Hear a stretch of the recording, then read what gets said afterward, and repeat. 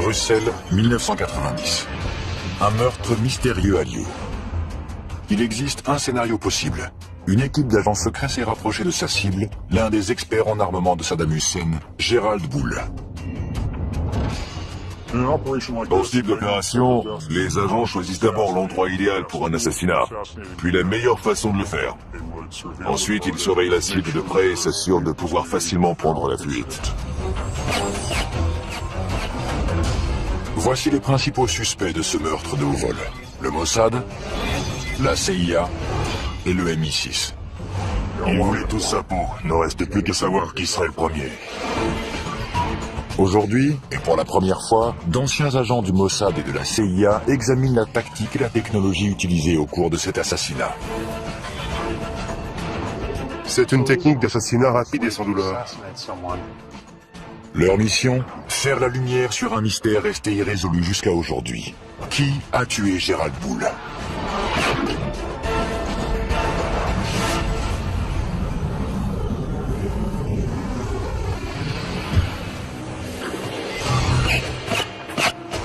Un scientifique véreux, expert en armement, est abattu froidement. Les assassins disparaissent sans laisser de traces. Qui est derrière ce meurtre et quel est le mobile? Encore aujourd'hui, nous avons davantage de questions que de réponses quant au meurtre de Gerald Bull. 20 ans après les faits, une équipe d'ex-agents secrets israéliens et américains sort de l'ombre pour analyser ce crime et nous révéler un univers inconnu. Il y a une excellente scène du film La mémoire dans la peau, où le supérieur de Jason Bourne lui dit qu'il n'est pas simplement payé pour assassiner des gens, mais pour les assassiner et faire croire que quelqu'un d'autre est responsable. Ça fait partie du métier. C'est un univers de surveillance, de trahison et d'habileté technologique. Les missions sont organisées pendant plusieurs années et leur succès repose sur l'entraînement et l'instinct d'un agent sans visage et sans identité, l'agent secret. J'ai passé 13 ans au sein du Mossad. Pendant les 7 premières années, j'étais un combattant, c'est-à-dire un agent clandestin.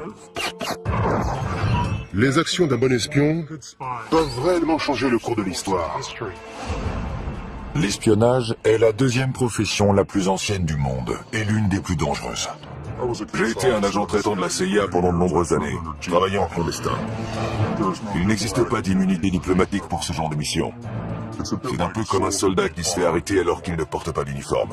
La punition est bien plus sévère. Il existe une trace de ces dangers. 102 étoiles gravées sur le mur commémoratif du siège de la CIA à Langley.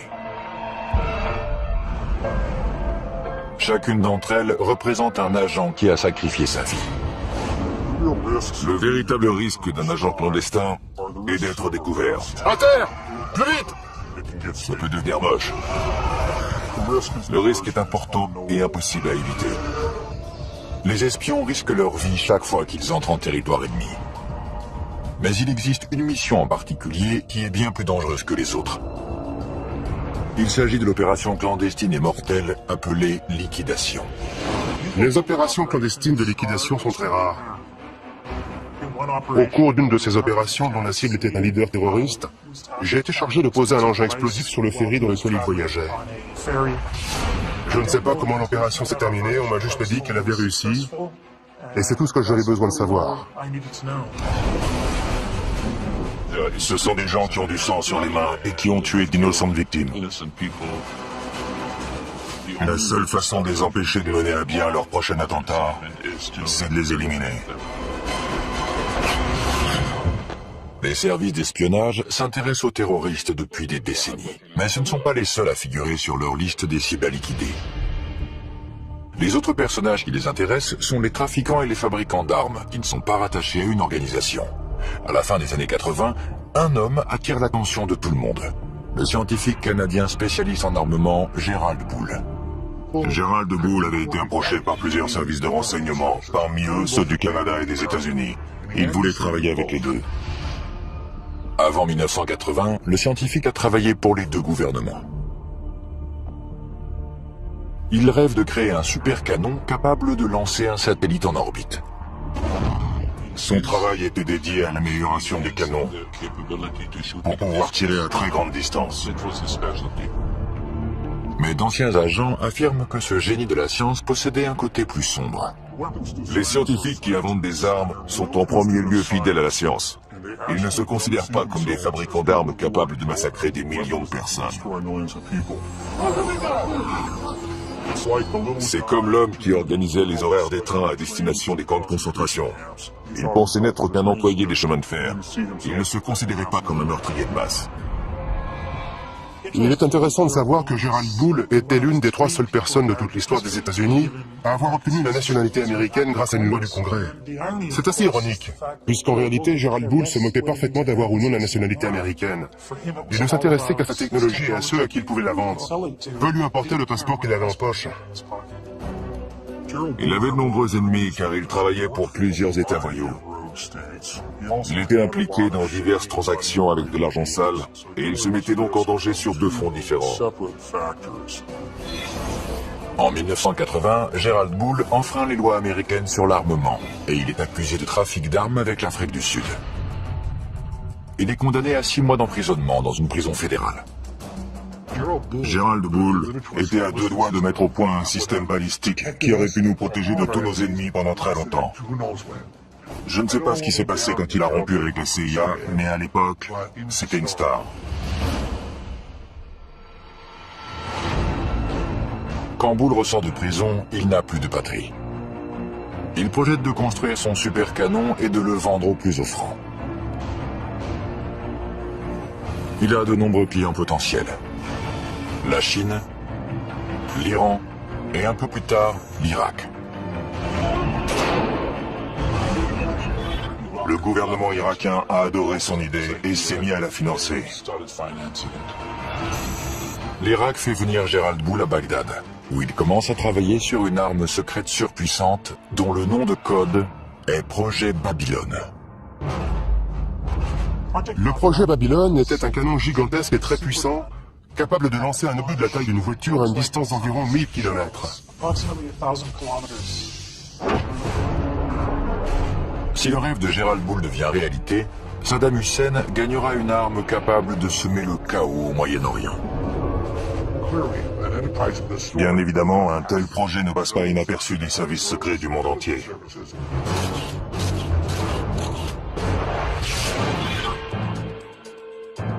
La nouvelle du projet Babylone se répand au sein des différents services de renseignement de la planète, y compris les services secrets israéliens, le Mossad. L'Irak avait déjà menacé plusieurs fois d'entrer en guerre contre Israël. Le Mossad dédiait par conséquent énormément de temps et d'argent au recrutement d'officiers supérieurs de l'armée, de scientifiques et de membres du parti Baas.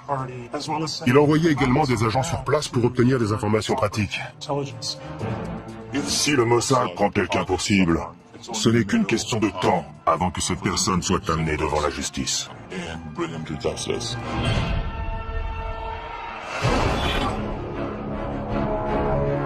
En Irak, Gerald Bull est très bien protégé. Chaque jour, l'étape finale de la construction de son super canon se rapproche.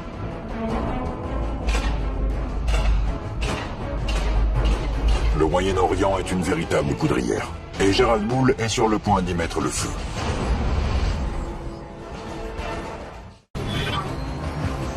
Irak, 1989. Le scientifique Gerald Bull, spécialiste en armement, travaille d'arrache-pied à son chef-d'œuvre, un super canon de 156 mètres de long, capable de semer le chaos au Moyen-Orient. Il s'est mis à travailler au service de Saddam Hussein, qui a déjà plusieurs armes de destruction massive et qui finance la fabrication de son canon. Cette arme aurait fourni une meilleure précision aux munitions. Bull était en train de rendre l'armée irakienne plus puissante. Nous ne disposions que de très peu de renseignements sur l'avancée des travaux sur ce super canon. Nous n'avions pas les agents nécessaires sur place. Cependant, il semble que le développement de la nouvelle arme de Gerald Bull soit surveillé de près par le Mossad, le service de renseignement israélien. Les informations recueillies par le Mossad concernant ce projet venaient de sources diverses. Certains renseignements étaient d'origine humaine et venaient de personnes haut placées dans le régime irakien qui avaient été recrutés et fournissaient des informations à des agents traitants du Mossad. Ce n'est plus le cas aujourd'hui avec les terroristes actuels, mais à l'époque, les Irakiens étaient encore sensibles aux méthodes de recrutement traditionnelles qui sont utilisées depuis que l'espionnage existe. Le ROHUM, ou le renseignement d'origine humaine, est l'art de recueillir des informations par le biais d'entretiens, d'interrogatoires, de corruption et de chantage. Si vous révélez des informations secrètes, nous mettons ces informations sous surveillance et en échange, vous recevez une somme d'argent considérable, à la condition que vous fournissiez un produit de grande valeur. Pour les agents clandestins en Irak, le prix à payer peut être très élevé. Lorsque les agents du Mossad opèrent au sein des pays cibles, ils prennent le risque d'être torturés, exécutés ou emprisonnés. Il est très peu probable qu'ils revoient la lumière du jour une fois découverts. Le pire cauchemar des espions, c'est un séjour dans la chambre des horreurs, où l'on procède à l'arrachage des ongles. Il faut éviter cet endroit à tout prix. Car c'est là qu'on vous arrache les ongles. Vous êtes complètement épuisé et on vous attaque de toutes les façons. Vous subissez une torture psychologique. On essaie de vous humilier et surtout de vous faire craquer. Mais bien sûr, certains d'entre nous possèdent une force qui leur permet de résister. Pour éviter la chambre des horreurs, un espion doit toujours avoir des yeux derrière la tête, même s'il ne quitte jamais sa cible du regard. Lorsqu'on met en place une opération de surveillance, il ne faut jamais oublier que l'ennemi va utiliser des techniques de contre-surveillance. Prendre des photos d'un sujet est un acte agressif qui éveille les soupçons. Une grande partie de notre information est dédiée à la photographie clandestine. Et c'est l'un des éléments essentiels du métier que tout espion se doit de maîtriser.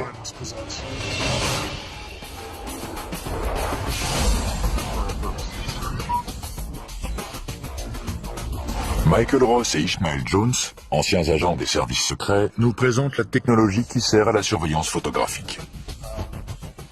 Ceci est un étui à lunettes. C'est un appareil photographique très ingénieux. Il y a un trou, et lorsqu'on l'ouvre, on découvre un appareil photo à l'intérieur qu'on peut relever. On peut le poser sur une table, prendre quelques photos, sortir ses lunettes, et les nettoyer, puis les ranger et refermer l'étui. Mais en réalité, c'est un équipement d'espion. Si quelqu'un ouvre cet étui, il comprend tout de suite que son propriétaire est dans l'espionnage. Mais moi, ce que j'utiliserais, c'est quelque chose de plus grand et de plus simple, un objet commun. C'est un appareil photo comme les touristes en utilisent partout dans le monde. Je le mets dans un sac. Il y a un filet à mailles. Cela me permet de me rapprocher de la cible et de prendre des photos. J'utilise également une télécommande pour ne pas avoir besoin de toucher l'appareil. Je n'ai qu'à viser et appuyer. La surveillance d'un site à haute sécurité, comme celui de la fabrication d'armes du projet Babylone, est très risquée. La capture des agents aboutit à leur torture, ou pire encore.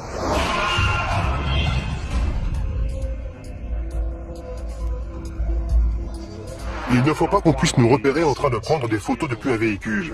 C'est tellement facile de se faire tuer dans un pays cible.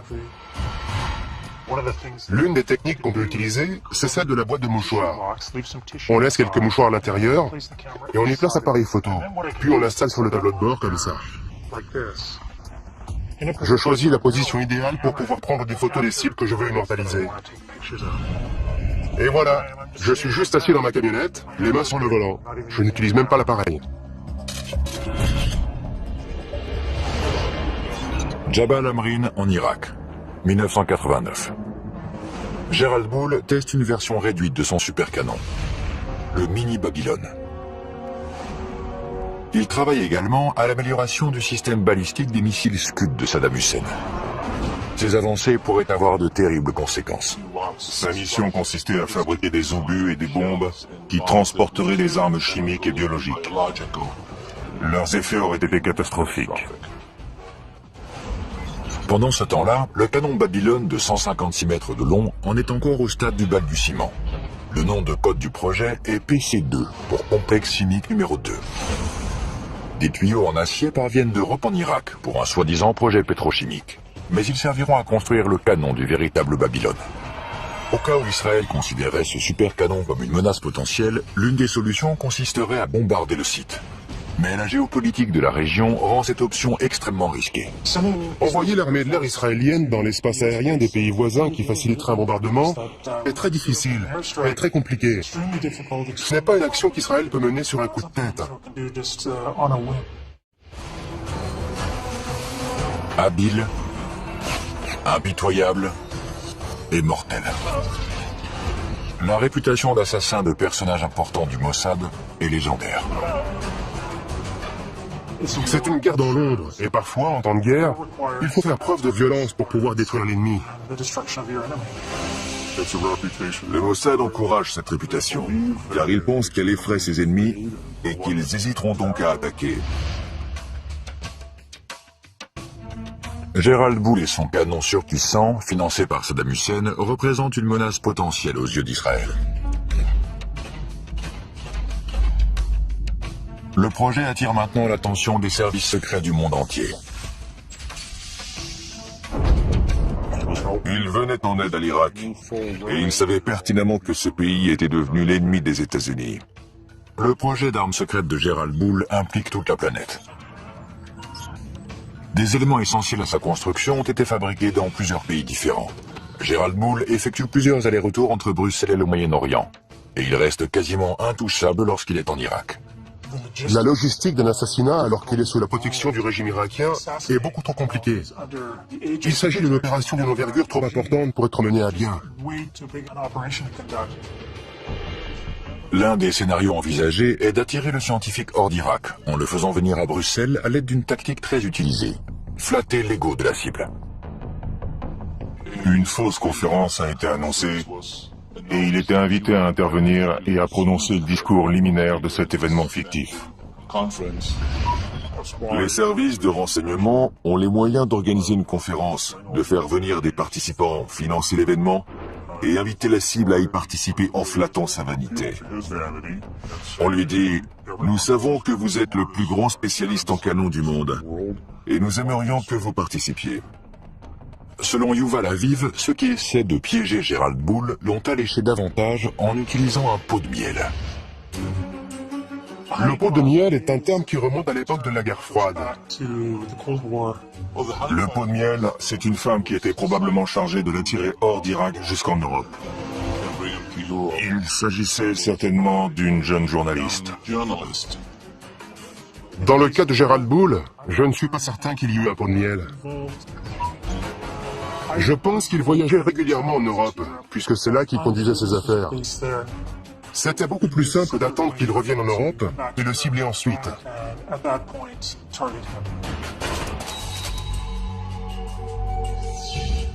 Que ce soit pour assister à une conférence fictive, pour retrouver une femme séduisante ou tout simplement pour gérer ses affaires, Gérald Boul rentre chez lui à Bruxelles.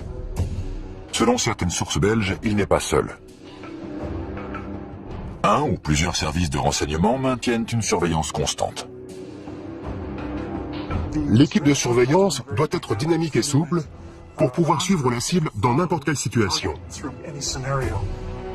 Le plus important, c'est d'être capable de découvrir où le sujet habite, quelles sont ses habitudes et quels endroits il fréquente.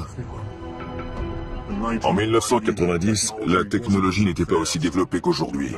Il y avait certainement des agents qui le surveillaient directement en le suivant et en essayant de maintenir autant de distance possible entre eux pour éviter d'être repérés. Si un agent est découvert pendant une opération de surveillance, c'est toute la mission qui est compromise. Maintenir une bonne couverture, c'est la seule protection efficace pour les agents qui opèrent au sein de pays ennemis. Ce ne sont ni les armes, ni la maîtrise des arts martiaux qui vous protègent dans cette situation, mais bel et bien votre couverture. La couverture des agents à Bruxelles devient capitale. Une identification photographique et surtout une identification fiable de la cible à éliminer est essentielle, car l'histoire regorge de victimes innocentes qui se sont fait liquider par erreur. Il faut prendre des clichés à différents moments de la journée et sous différents angles pour que l'assassin dispose d'une série complète de photographies à étudier afin que l'identification soit parfaite. Garder l'œil sur le scientifique est loin d'être un jeu d'enfant. Certains pensent même que les agents qui l'observent sont surveillés à leur tour. Je suis persuadé que ceux qui l'ont assassiné étaient surveillés de près par d'autres agents. Une couverture décelée peut faire s'effondrer une mission comme un château de cartes. Les agents doivent avoir l'art de se fondre dans le paysage et s'assurer de ne pas dévoiler leur équipement.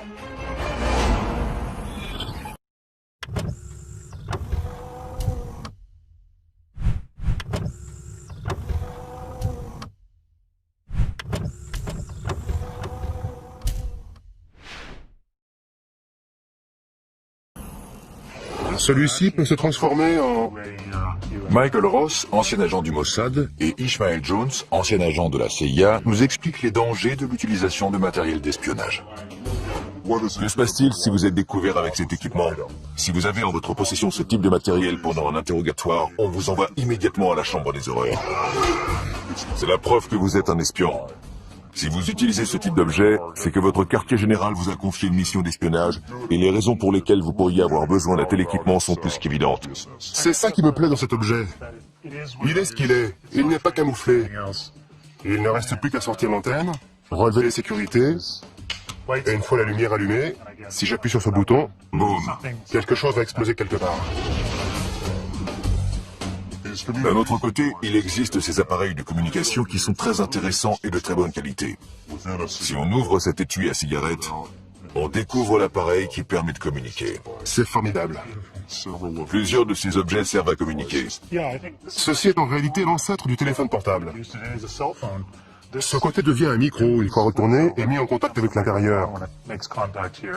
On sort l'antenne et on peut communiquer. Mais le problème, comme souvent, c'est que même refermé, on peut voir que ce n'est pas un simple stylo, mais qu'il s'agit d'un appareil de communication. J'imagine déjà les interrogateurs en train de démonter Ouais. et de disposer toutes les pièces sur une table. La première chose qu'ils font une fois qu'ils vous ont attaché à une chaise, c'est de fouiller tous vos vêtements et vos affaires et de démonter tout ce qu'ils trouvent. On peut inventer des cachettes très ingénieuses, mais ils les découvrent toujours très rapidement. Règle numéro 1 de l'espionnage, ne pas être pris. Règle numéro 2, le moindre petit détail peut signer votre arrêt de mort. La préparation des agents du Mossad est un rituel consistant à passer soigneusement en revue chaque objet, chaque vêtement et chaque accessoire qu'ils vont emmener. On peut monter une opération gigantesque, mais si un de nos vêtements porte une étiquette fabriquée en Israël, tout s'effondre comme un château de cartes.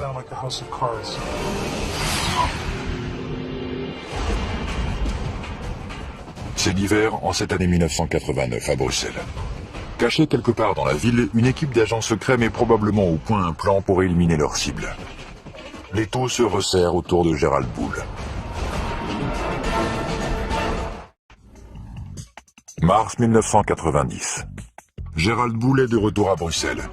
Il est probablement suivi. Pourquoi ? À cause du programme de développement de missiles de Saddam Hussein et d'un super canon top secret dont le nom de code est Projet Babylone. Il s'agit d'une arme dont la portée devrait atteindre 1000 km. Le rayon qu'il traçait depuis Bagdad couvrait la totalité du Moyen-Orient. C'était l'arme et l'engin balistique les plus incroyables qui aient jamais existé. À quelques mois de l'invasion du Koweït, la machine de guerre irakienne se met en marche. La version miniature du super canon de Gérald Bull, le mini Babylone, a déjà été testée. À ce moment-là, tous les services de renseignement du monde sont au courant de ce qui se passe et le surveillent de très près. L'un des partis qui souhaite ardemment qu'Hussein n'ait jamais ce canon sont les Iraniens. En plus des Iraniens, le Mossad est de la partie. La CIA également, puisqu'elle sait exactement de quoi Gérald Bull est capable. Il a travaillé pour eux auparavant. Une série d'avertissements tente de convaincre le scientifique de cesser immédiatement son travail sur le projet Babylone. Gérald Bull pense que des cambrioleurs se sont introduits plusieurs fois chez lui. Ces cambriolages envoient un message très clair. Laissez tomber le projet Babylone, sinon... Un autre scénario possible est une tentative audacieuse de la part des agents secrets pour garder un œil sur les communications de Gérald Bull, en utilisant le ROM, ou renseignement d'origine électromagnétique. Il s'agit de l'interception de tout type de communication utilisant les ondes. Les conversations téléphoniques, les fax ou les téléx. En résumé, tout ce qui peut être envoyé électroniquement est la cible du ROM. La CIA utilise depuis très longtemps ce type d'opération technique, qui consiste à installer des micros, des dispositifs d'écoute et de surveillance d'appels téléphoniques.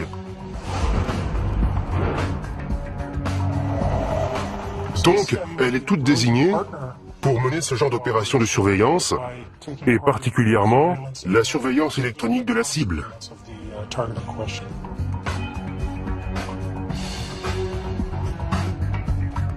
L'écoute électronique est une compétence qui s'acquiert après des années de formation. L'ancien agent de la CIA Ishmael Jones nous dévoile l'univers des micros et des transmetteurs cachés. Ces appareils de surveillance électronique permettent d'en apprendre davantage sur les cibles. On a placé des dispositifs datant de la guerre froide dans certains objets de cette pièce. Dans ce téléphone, par exemple. Voici l'appareil d'écoute. Il n'espionne pas la ligne téléphonique, mais écoute les bruits de la pièce en général, et bien entendu les conversations téléphoniques également.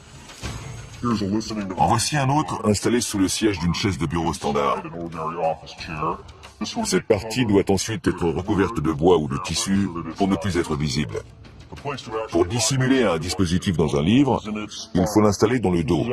C'est d'ailleurs un appareil de la CIA. On peut voir le dispositif audio en haut, les piles sont au centre, et les autres éléments de l'appareil sont en bas. C'est un transmetteur complet. Mais lorsque la cible est mobile, il faut pouvoir suivre ses conversations à travers la ville. L'une des solutions possibles remonte à la guerre froide. Voici un dispositif d'écoute de la guerre froide. L'avancée de cette technologie, c'est que les conversations de la cible peuvent être entendues, peu importe où elles se trouvent, tant qu'elles portent ce manteau. L'inconvénient de cet appareil, c'est qu'il se remarque facilement. Il ne ressemble pas à un bouton normal. La cible peut se rendre compte et elle redoublerait alors de méfiance. Entrer par effraction dans l'appartement d'une cible importante comme Gerald Bull peut compromettre l'opération tout entière. On va devoir entrer par effraction, ou si possible avoir un rendez-vous sous de faux prétextes. Il faut alors réfléchir très vite à l'endroit où placer le micro. Le mieux est de disposer d'un mur commun tout à côté de la cible. On peut percer un trou dans le mur et y installer un dispositif audio ou vidéo. C'est une technique beaucoup plus intéressante. C'est plus simple d'avoir un appartement à soi pour y travailler. À Bruxelles, Gerald Bull est surveillé de près par une organisation sans visage et sans nom. Il reçoit un ultime avertissement. Cessez votre travail sur le projet Babylone. Mais il choisit d'ignorer la menace. La mission qui tente d'éviter la construction du supercanon de Saddam Hussein passe à la vitesse supérieure. La technique la plus simple pour stopper cette opération est d'éliminer Bull. Le spécialiste en armement canadien est condamné à mort. Bruxelles est un endroit idéal pour liquider un homme comme Gerald Bull. La ville est calme et sûre, et la cible se sent à l'aise et détendue. À Bruxelles, on entre en mode tourisme. Le scientifique pense que des cambrioleurs se sont introduits dans son appartement plusieurs fois, mais sans emporter d'objets de valeur. Il reçoit un ultime avertissement. Il doit cesser son travail sur le projet Babylone. De nombreux ennemis peuvent avoir été les auteurs de cette menace. Encore aujourd'hui, personne ne sait qui l'a appelé. La menace peut venir de différentes sources, y compris le Mossad ou l'Iran. D'après moi, les Iraniens pourraient très bien avoir assassiné Bull. Ils auraient pu le faire. Ils en avaient les moyens. Tous les plus grands services de renseignement sont capables de mener à bien une telle opération. Et ils l'ont déjà fait par le passé. La CIA, l'ancien KGB, aujourd'hui SVR, le MI6.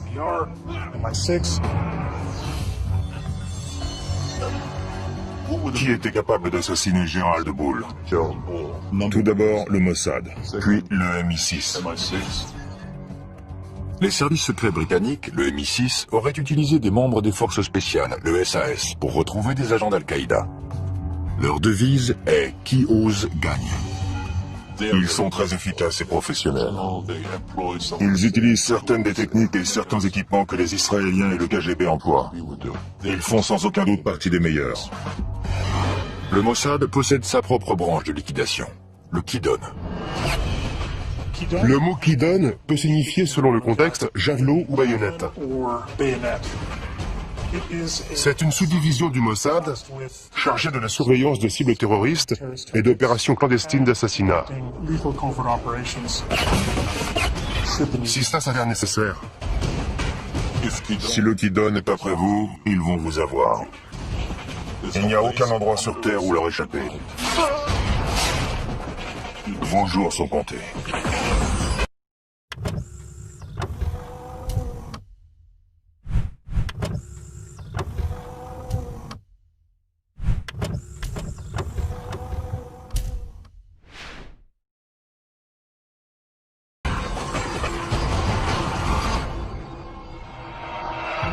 Bruxelles, mars 1990. Le refuge est un élément déterminant dans une mission d'espionnage. L'attente dans un refuge avant le début de la mission, c'est un moment extrêmement stressant.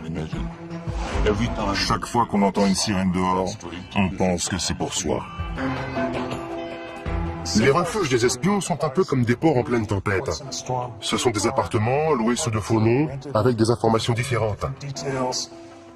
Tous les services secrets les utilisent pour se protéger du monde extérieur. Ce sont des endroits où les agents peuvent se réunir, étudier les plans, analyser les opérations et en discuter, faire des débriefings. Au cours des heures qui précèdent une mission, l'équipe examine chaque détail de l'opération.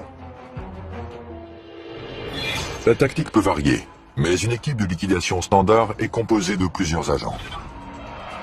Le leader est responsable de la sécurité et de la surveillance constante de la cible.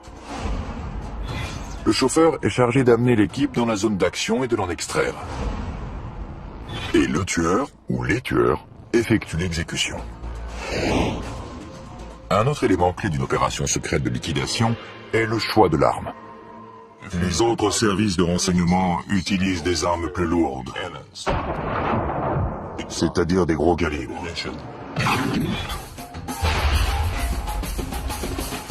Mais le Mossad a décidé que la précision est prioritaire.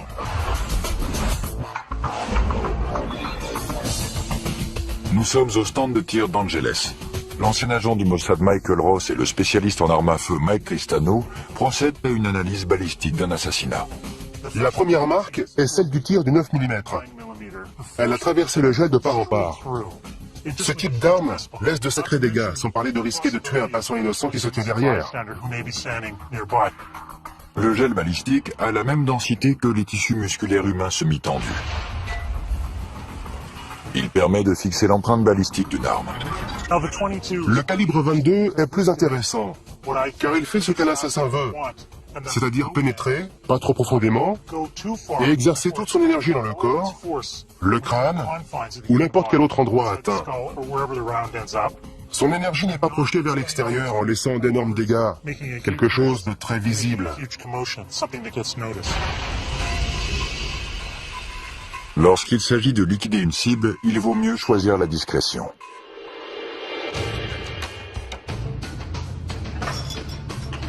Un autre problème que peut rencontrer une équipe d'agents opérant à l'étranger est le transport d'armes vers un autre pays.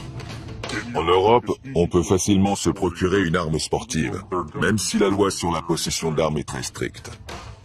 On retire le canon, il faut ensuite le scier à cet endroit et le remplacer par la suite, car sur ce type d'arme, la chambre est située dans cette partie du canon. On retire aussi le magasin et on obtient une arme qui se rapproche d'un pistolet. Une fois les pièces les plus petites et les plus discrètes assemblées à nouveau, on obtient une arme de petite taille, idéale pour une exécution et similaire à celle que le Mossad utilise. Le résultat est un semi-automatique de calibre 22 à 7 coups et sur lequel on peut visser un silencieux. D'autres agents suggèrent que la valise diplomatique est un autre moyen efficace d'introduire clandestinement une arme dans un autre pays. Les valises diplomatiques sont indispensables aux services secrets, car elles permettent de transporter d'un pays à l'autre différents objets, allant d'images satellites à des armes si nécessaire. C'est une méthode sûre et efficace qui permet de déplacer des objets importants et de déjouer le contre-espionnage. L'arme, les agents et le plan sont prêts. L'équipe de liquidation d'origine inconnue se poste à proximité de l'appartement de Gerald Bull. Mais il reste encore un problème. Les autres services de renseignement qui pourraient surveiller la cible doivent être éloignés, mais sans recourir à la violence. On n'a pas le permis de tuer, comme James Bond, qui autorise à décider soi-même qui on peut liquider. On est uniquement autorisé à éliminer la cible identifiée au cours de la mission. Impossible d'ajouter quelqu'un d'autre à la liste. On ne peut pas tuer n'importe qui. Hors de question.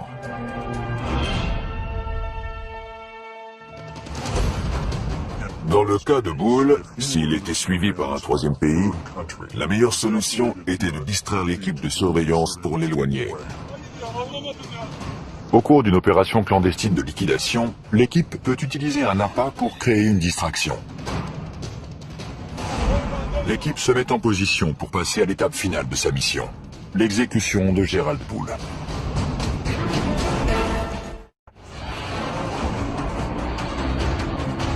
À la veille de la guerre du Golfe, Saddam Hussein a rassemblé un arsenal d'armes de longue portée. Le scientifique expert en armement Gerald Bull est l'un des fers de lance de cette initiative.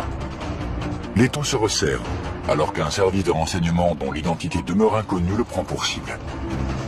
Il compte l'éliminer avant que son arme détruise l'équilibre précaire du Moyen-Orient. Bruxelles, 22 mars 1990. Une équipe d'agents secrets est en position aux abords de l'appartement de Gerald Bull. Toute la mission et ses mois de préparation dépendent de ce moment précis. S'il s'agissait d'une opération du Mossad, alors les agents devaient être à leur poste pour communiquer les informations et les mouvements de la cible. Si on suit ce scénario, c'est ensuite au tueur désigné, une fois l'identité de la cible confirmée, d'entrer en action. Le tueur doit rester concentré sur la cible et son second se charge de sa sécurité et d'empêcher toute intervention extérieure. Le leader de l'équipe déployée est responsable de leur sécurité lors de l'extraction. En dernier moment, lorsque tout est en place et que tout le monde est prêt, l'équipe entre en action et procède à l'exécution.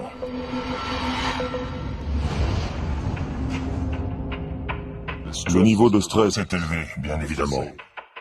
On entend le bruit d'une clé qu'on glisse dans la serrure, puis la porte qui s'ouvre, et on prie pour que ce soit notre cible et non quelqu'un d'autre.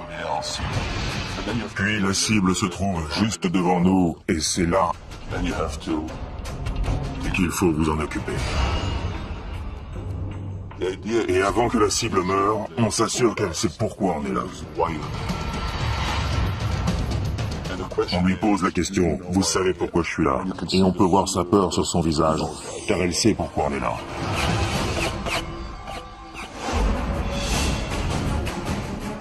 Une fois que c'est fait, tout le reste de votre équipe est en mode « Comment fuir ?» Comment sortir de toute cette zone sans être vu et disparaître? Le leader emboîte le pas du tueur alors qu'il se dirige vers un véhicule pour s'enfuir. Il s'éloigne en prenant deux virages à 90 degrés pour que personne ne puisse voir dans quelle direction il se dirige. Après ces deux virages à angle droit, ils arrivent au point d'extraction où un autre véhicule les attend. L'équipe s'éloigne pour disparaître à tout jamais. Il n'y a aucun témoin. Gerald Bull a été abattu de plusieurs balles. Et personne n'a rien entendu. Le tueur a utilisé un modérateur de son, plus communément appelé silencieux. Il s'agit d'un dispositif essentiel à une liquidation rapprochée. De retour au stand de tir d'Angeles, Michael Ross et l'expert en armes à feu Mike Tristano nous exposent la science du silence. Voici un 9 mm non muni d'un silencieux.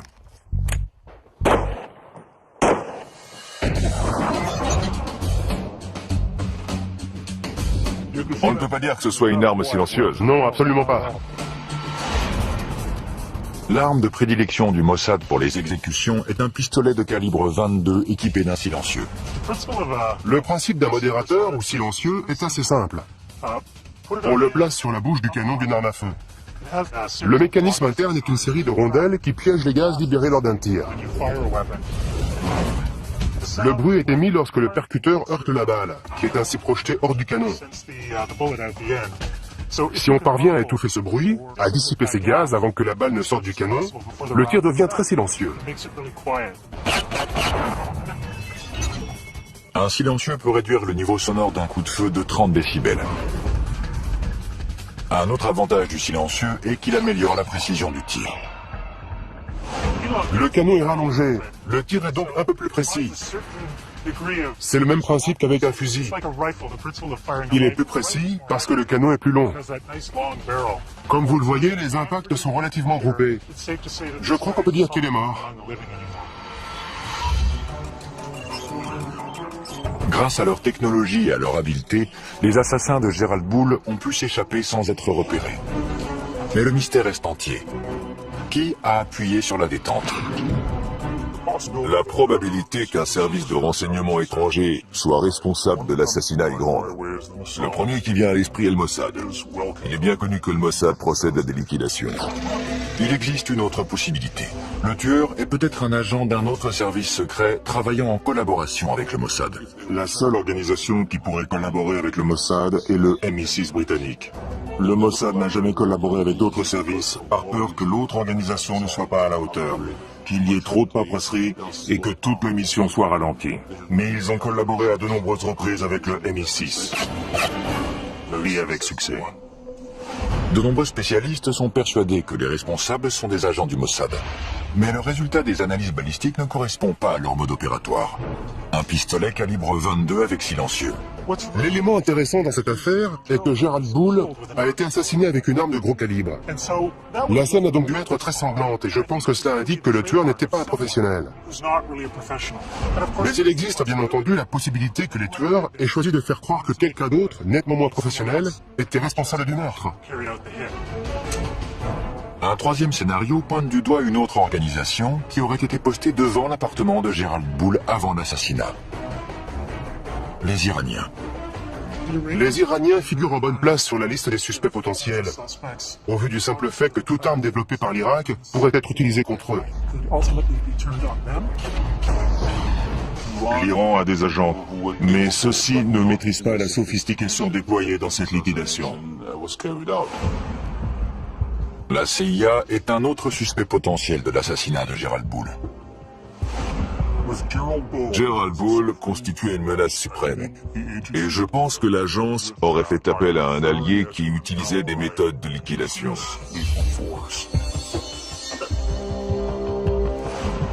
Je ne pense pas que la CIA puisse être impliquée dans un assassinat. Mais il est possible que l'un de ses responsables ait mentionné que Gerald Bull était un problème et qu'il faudrait qu'il soit éliminé. Parfois, ce qui favorise l'action est de se taire alors qu'on sait ce qui se passe.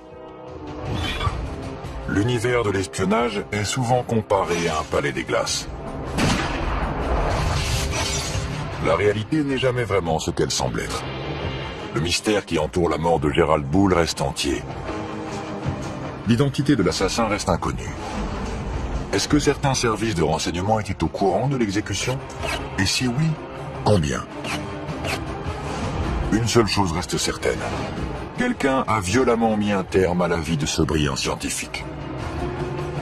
L'enquête sur la mort de Gerald Bull n'a pas été très approfondie. Il semble y avoir davantage de pays satisfaits par sa disparition que de nations qui s'inquiètent du fait qu'il ait été assassiné à Bruxelles. L'exécution de Gerald Bull a été un grand succès, car lorsqu'il est mort, le projet du canon est mort avec lui. Peu importe qui l'a tué, tous les services secrets sont complices. Car tous voulaient sa mort. Il y en a juste un qui a frappé le premier.